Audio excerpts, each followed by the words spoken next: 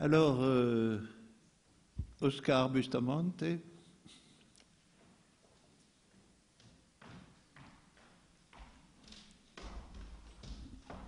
Merci. Qui non seulement est mexicain, mais va nous parler du Mexique, puisque son titre est « La philosophie événementielle d'Alain Badiou et la jeunesse du Mexique ». Vous m'entendez bien? Oui. Et bon, bonjour à toutes, bonjour à tous. Et d'abord, merci beaucoup à Alain Badiou pour l'écoute de ces lumières subjectives. Merci beaucoup au Théâtre de la Commune d'Aubervilliers et merci aussi à Isabelle Bodos pour l'organisation de cette journée. Bon, moi, je m'appelle Oscar Palacios Bustamante. Je suis mexicain et je suis à présent doctorant assistant au Centre de philosophie du droit de l'Université catholique de Louvain. J'ai visité le séminaire d'Alain Badiou dans chaque opportunité à partir de 2013 et jusqu'à sa fin en 2017, c'est-à-dire dans la dernière période de présentation et de discussion de matériel pour l'immanence de vérité. Je voudrais bien vous parler aujourd'hui d'un aspect bien particulier, voire théâtral, de cette expérience qui reflète en fait un composant déjà évident et nucléaire de la philosophie platonicienne d'Alain Badiou. Je voudrais vous parler de la figure de la rencontre, de l'expérience dialogique d'une rencontre philosophique. Mais de quelle rencontre parlait-on spécifiquement? Pour moi, tout au long des séances de séminaire, il avait grosso modo deux grands groupes d'assistants. On peut même peut-être les constater aujourd'hui. Tout d'abord, les anciens combattants, les militants plus âgés avec plein d'expérience et d'anecdotes, et ensuite les jeunes disciples, étudiantes et étudiants de tout le monde, vraiment tout le monde. Les 100 qui venaient, comme d'habitude, pour partager un riche apprentissage, comme on a déjà vu aujourd'hui, et des longues amitiés. Les autres qui s'approchaient à la recherche de quelque chose d'inconnu et de profondément nécessaire parmi l'expérience des plus âgés. La première note de la rencontre dont je vous parle, c'est alors son caractère intergénérationnel, la communication directe entre générations, puisqu'il s'agit de la rencontre d'un ancien mouvement de pensée autour d'un maître, avec les périples multiples et parfois pénibles d'une nouvelle recherche urgente de réponses. Mais je voudrais être encore un petit peu plus spécifique. Parmi les assistants du séminaire, il y avait les latino-américains et latino-américaines. Et à la sortie de chaque séance, on pouvait constater qu'on partageait un même problème.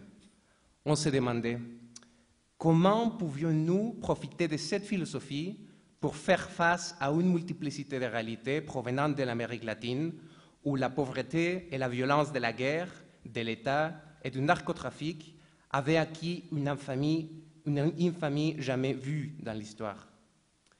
Aujourd'hui, seulement 8% de la population mondiale habite en Amérique latine, mais 33% des assassinats de toute la planète sont commis dans seulement 4 pays de l'Amérique latine, le Venezuela, le Brésil, la Colombie et le Mexique.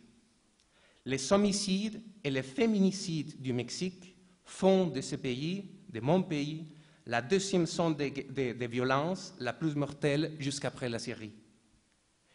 Comment rester fidèle à une philosophie qui nous parlait de la vraie vie et en même temps penser, rendre justice à la réalité spécifique qui nous obligeait à penser à côté de la mort? Voilà le défi. Voilà la tâche transmise dans cette rencontre qui semblait alors prendre la forme d'un choix, d'une décision entre une certaine forme de vie trop proche de la mort et le surpassement en vérité de toute forme de vie mortelle. On peut alors combiner cette deuxième caractéristique de la rencontre avec la première note. La rencontre de la philosophie d'Alain Badiou avec la jeunesse de l'Amérique latine, c'est la rencontre d'une jeunesse consciente d'un défi avec une vieille connaissance qui est là pour signaler une voie, pour transmettre la possibilité d'une issue. Mais cette issue, cette possibilité de choisir la vérité et la justice au lieu de la mort et de l'infamie, c'est une possibilité, comme Badiou dit, qui doit être réinventée. Car il s'agit en fait d'une possibilité qu'on trouve au cœur de la philosophie depuis le début de son histoire connue. C'est la possibilité qui invente un jeune Platon en témoignant le procès du vieux Socrate. C'est la fiction philosophique du rencontre du jeune Socrate avec un Parménide âgé. Et c'est le jeune Parménide lui-même, en écoutant leur récit, le message de la déesse. Mais quel est alors finalement le message philosophique d'Alain Badiou pour la jeunesse de l'Amérique latine et plus concrètement du Mexique? Je voudrais exprimer ceci en me servant d'une comparaison, de la métaphore d'une similitude. Je pense que le geste le plus fondamental de la philosophie de Badiou, en ce qui concerne sa réception en Amérique latine, ressemble beaucoup les poèmes du poème de Parménide, la situation du jeune Parménide, que nous venons justement d'évoquer. Dans quel sens? Avec une vitesse assez vertigineuse, voire violente, le jeune Parménide est conduit à un endroit bien singulier, où la déesse l'accueille pour le saluer avec les mots suivants que Parménide écoute, peut-être étourdi. Je cite le poème de Parménide. « Jeune homme, compagnon des conductrices immortelles, toi qui parviens à notre demeure, grâce au cavale qui t'emporte, sois le bienvenu. Salut. Ce ne fut point en effet un destin funeste qui t'envoya cheminer en cette voie. » Fin de citation. Où se trouve cette voie?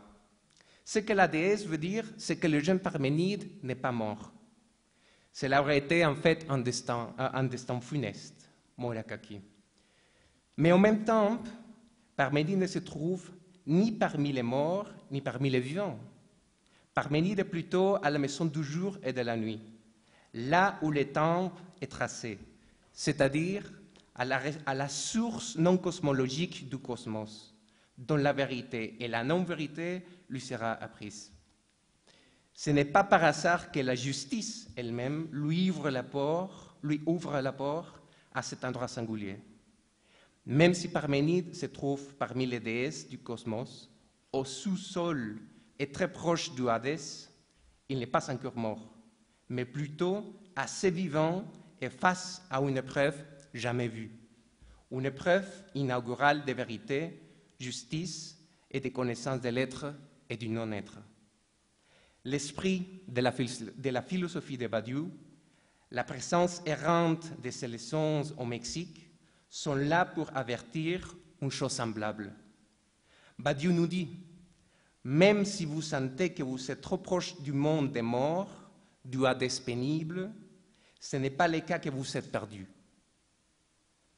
Mais, beaucoup plus qu'un soulagement, il s'agit pour nous plutôt d'un avertissement, car les périls mortels de l'injustice ne sont pas définitifs, mais plutôt les signes, le chemin précisément vers une épreuve vitale. Il s'agit du défi du réel. Qu'est-ce que le réel dans ce sens-là? Le réel est précisément la rencontre de ces deux choses.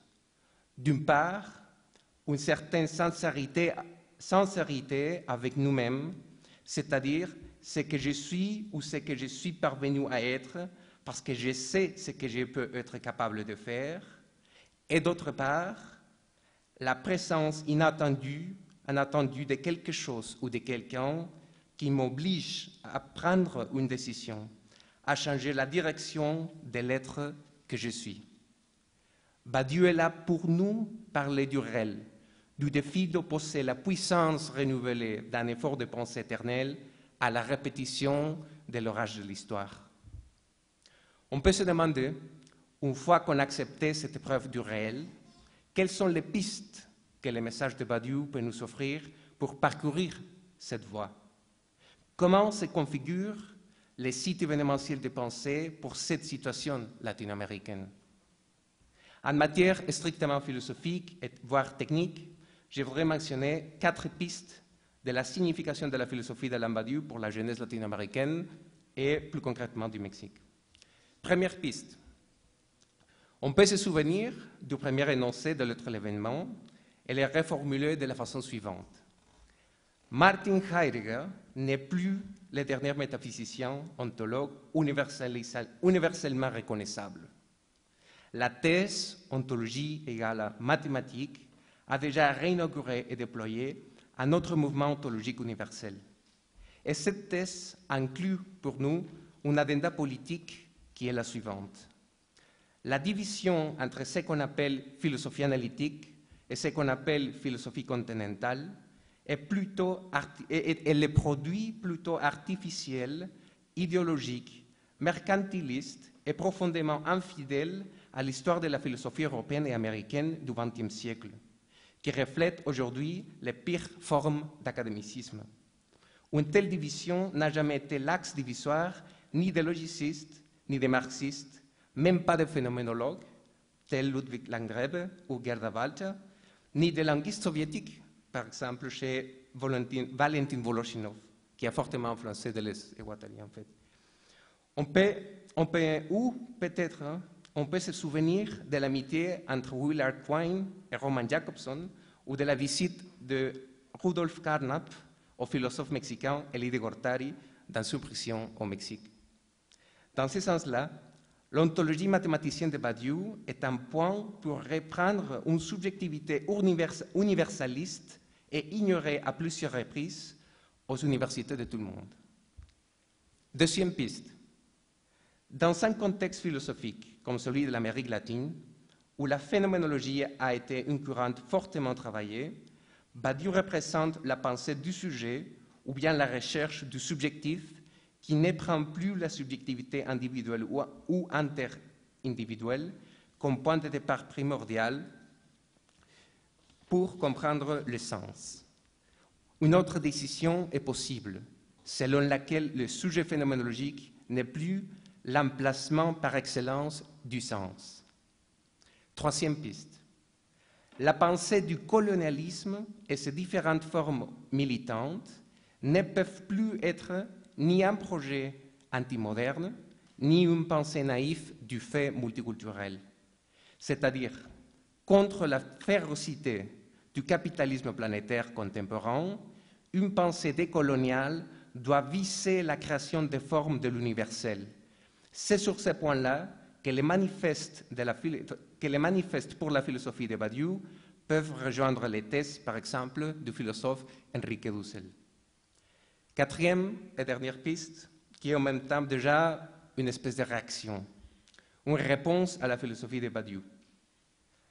Même si on est aussi des proies pour ce que Badiou appelle le jeunisme capitaliste, et alors on partage l'engagement de contester et combattre le désir d'Occident, il faut avouer que nous ne sommes plus une génération rouge comme celle des années 1960 et 1970. Nos couleurs ne sont plus les mêmes couleurs des communistes du dernier siècle. Même si nous sommes ici aujourd'hui pour apprendre les pensées communistes, nous devons les refaire et trouver de nouvelles stratégies. Notre révolution en Amérique latine n'est plus une révolution rouge. Elle est plutôt la révolution violette du Mexique ou la révolution verte de l'Argentine, c'est-à-dire un ensemble de jeunes révolutions qui refondent aussi les différentes pensées féministes. Ce sont les femmes qui sont en train de nous apprendre à être plus prudents et plus malins face à la violence d'État, face aux contradictions des gouvernements néolibéraux à tout niveau, face aux troubles des affects et des subjectivités et à la reconstruction de la normativité perdue tout au long d'un continent. La femme latino-américaine est aujourd'hui le sujet où la pensée de l'amour, de l'art, de la science et de la politique anticapitaliste se rejoignent pour se soulever contre les assassins. Les travaux, par exemple, de la philosophe et anthropologue argentine Rita Segato trouvent sur ces points-ci une compossibilité avec l'hypothèse communiste de Badiou. La refondation de l'ontologie politique, la recherche du sujet au-delà des approches phénoménologiques, la redirection de la colonialité vers l'universel et la compossibilité de la philosophie militante avec les mouvements féministes de l'Amérique latine, voilà les 4 pistes de Badiou pour nous diriger dans cette voie, dans le trajet qu'il avertit de la violence mortelle vers la vraie vie. Je voudrais conclure avec une remarque bien importante. C'est la remarque d'une coïncidence. Vous savez que l'année 1968 est un chiffre, une date cruciale, non seulement pour les générations de la France, mais aussi pour celles d'autres pays. En même temps qu'on célèbre aujourd'hui et demain une création philosophique issue de l'événement mai 68, au Mexique, on commémore la fin tragique du mouvement étudiant de la même année. Le soir du 2 octobre 1968, le gouvernement du Mexique a assassiné des centaines d'étudiants et de citoyens à la place publique de Tlatelolco. Au Mexique, on dit « 2 d'octobre no se olvida ». On n'oublie pas le 2 octobre. Aujourd'hui et demain, je célèbre avec vous et je commémore en même temps avec le peuple du Mexique. C'est aux victimes du passé et d'aujourd'hui que je dédie cette intervention. Mais en tout cas, je dois dire merci. Merci beaucoup, professeur Badiou, car c'est vous qui êtes venu nous dire, jeune homme, jeune fille, rejoins-toi, car ce n'est pas un destin funeste qui t'a envoyé cheminer en cette voie. Merci.